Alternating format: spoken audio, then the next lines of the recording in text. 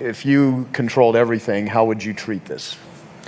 Well, take a very tragically well-known case right now, Harvey Weinstein,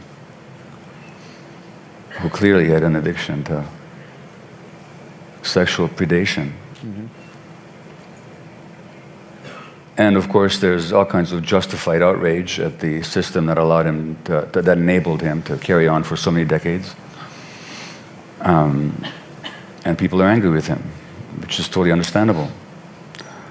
But if he came to me for treatment, I would not begin with any kind of a judgment that what you did was bad. He already knows it.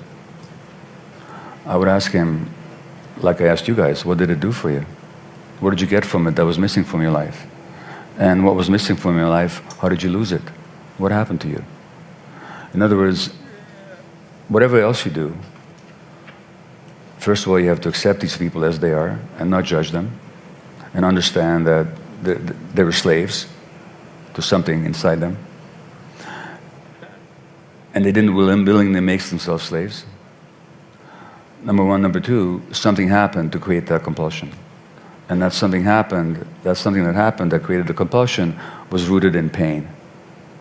And so in other words, you have to treat them with compassion, and you have to actually get to the core trauma rather than just dealing with the behavior. And the problem with all the many programs, Betty Ford and elsewhere, people go to for all these high-end, expensive treatments, rarely do they deal with the trauma.